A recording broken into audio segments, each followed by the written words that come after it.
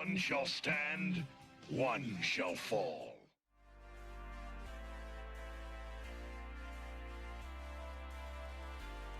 As we move into the third week of Prime Month, I want to take a look at probably the most substantial figure out of all of the figures that we have looked at so far. This being the very first Prime that inspired the rest of them. I'm of course talking about the G1 Optimus. Now I won't go too much into the history on this figure, because by now you've heard the story of Diaclone and how it originated to become Transformers, alongside Microchange and a few other lines. But it's still a fascinating story. But instead, we're just going to take a look at the figure itself. Here we have Prime in his original vehicle mode, like classic truck and trailer. And it really does look gorgeous. You really can't beat this figure. It is absolutely incredible. I have wanted one of these since I was a kid. I'm pretty sure everyone that grew up, especially with watching the original G1 cartoon, wanted one of these Primes. It's such an iconic figure. You really can't get away from how beautiful it is. Of course, you have the cab and the trailer, two most iconic things about Prime, and it is such a lovely, lovely piece. Unfortunately, this guy is very old, so his arm will unfortunately pop out fairly often, and the smokestacks do like to fall over because, again, it's an old figure. It's going to have some tolerance issues here and there now, unfortunately. It is such a well-known design. You really can't beat it. You honestly can't. So I will take a look at the trailer separate in a moment. Now let's take a look at its original truck. Of course, it's done in that classic red, the silver stripe, that really nice chrome, the radiator. The bumper done in that same chrome, the smokestacks and the fuel tanks, as well as the hubcaps for the wheels. And yeah, it's such a gorgeous, gorgeous truck mode. It is so iconic. Taking a look at the trailer itself, it is very much a classic boxy trailer done with that lovely blue and silver stripe going all the way up with the Autobot logo.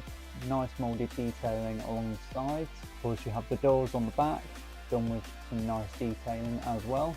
That bumper, wheels done in that same cast as the back two wheels on Prime, the stabilisers on the side and the trailer hitch itself here. Now, of course, you can flip that trailer door open. As you can see, the stickers are peeling unfortunately on this guy. You can just see a little roller in there. Like every other Prime, you can open the trailer up, flip out the stabilisers to help that trailer stand, and extend the repair box, extend out the claw, and that radar dish. Like I said, this guy is old, so some of the tolerances will be a bit shaky on this guy, but it is a gorgeous, gorgeous base mode for Prime. Of course, you've got all the sticker detailing on the inside, all of these panels as well, stickers, and it is absolutely gorgeous. It is such a classic look for this guy. Unfortunately, I am missing the hose piece for roller. It's kind of a given with most Primes to be missing that piece, but there is one thing you can do with the trailer, besides from ruin it. So roller does have this portion here which will fire roller. Unfortunately, my springs on this guy are broken, but you have your little roller, which I do wish we got more of roller in later releases of Prime. This thing is just cool. Of course, you've got the spots for those little Diaclone figures, and yeah, it's just a lovely little Doom buggy of some sort. Roller is such an iconic piece, he definitely is up there. You can also have it close up with that repair bay just poking out, and it can go out of this port as well. Now, I really don't think that there's a need to speed the transformation up because this guy is fairly simple. So for me, I always hide the fists in this front cavity, which just go into these little seats, which you could fit Diaclone figures in there, but the fists are perfectly stored in there. Flip his arms out, bring his shoulders back a little bit on those hinges just to allow them to come out. Like I said, those smokestacks are a bit wobbly. His head will then just flip up, and his legs will just straighten out like so, and then you can flip his feet forward, and then we can give Prime his fist, just like so. And now we have G1 Prime in his robot mode. And like I said, Optimus Prime, G1 Prime, such an iconic figure. A lot of kids that grew up in the 80s will remember this figure as being one of the hottest toys on the market in those first couple of years.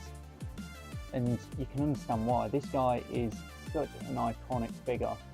Done in that lovely red plastic, blue plastic, that silver chrome shining through now on the thighs, with some more sticker detailing showing out on the arms, the knees and the feet, which you could just see on the vehicle mode.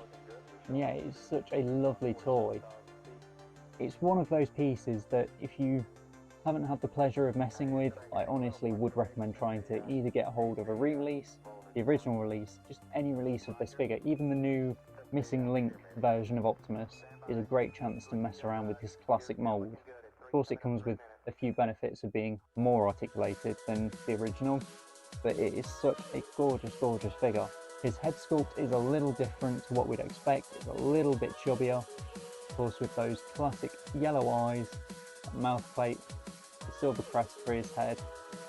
And yeah, he just looks absolutely gorgeous. Of course, he's missing both of his Autobot logos that were stickers, so of course they've fallen off. You can also see a little bit of chrome damage on these fuel capsules here, but overall it's not in bad nick. He is such a lovely, lovely figure. Articulation wise on this guy, you'd actually be surprised he has got a little bit of articulation. So his shoulders can go 360 degrees and they are on a soft ratchet. His elbows you can bend back and forth. A lot of people forget that he could straighten out his arms. We've also got a rotation there, rotation for the fist. His legs can go back, and he actually has a knee bend, so he does actually have a little bit more articulation than you would expect. Accessory wise, other than his trailer, he does come with his classic ion blaster. Fortunately he has to hold it at an angle like so, but he can hold it pretty well. Now listen here, Junior. Back in my day, we didn't have no fancy articulation. We didn't have no gimmicks. We just turned into trucks, cars, and planes and stuff. And that's all the kids cared about. You have it way too easy. You got all that fancy stuff. But I'm still king around here. Oh boy, here he goes again. Grandpa, you need to take your meds. Otherwise you just sound crazy. Honestly, I would urge anyone who has the chance to just have a mess with a G1 Prime. It is such a great figure, and it's so great to see where this character first came from and his later incarnations. Like with any figure, I'm a massive fan of how toys evolve over time and the history behind them. And honestly, this guy has so much history behind him. I mean, to think that a toy line has lasted for almost 40 years, it's incredible. And to really see how far that this figure has come to turn into this figure, it's great. I absolutely love it. And honestly, there's such a charm about G1 figures. The fact that they are toys to be played with. Yes, some of them can be a bit delicate, but they were made to last. So that's been my look at the original G1 Optimus Prime. Honestly, it is such an iconic figure, and it deserves so much more love than what people give it. I honestly think that there is a place in our franchise for these original figures. Yes, they've started re-releasing the more screen-accurate decos for G1 figures like the Starscream, the rest of the Seekers, and the Insecticons. But honestly, to really appreciate these figures, you do have to have those originals with all the battle scars of when someone had childhood memories of playing with it in the sandpit. But anyway, if you want to see more videos like this, don't forget to smash that subscribe button. I'll see you for the next one. If you guys enjoyed this, then why don't you head over to Leicester Vintage Toy Shop channel and check out their Toy Shop on Tour series, as we follow Joe and Gav's adventure around the UK and Europe, exploring new toy shops and collecting some old toys. action figures, dolls, Star Wars, weird stuff, Transformers, monsters, space toys.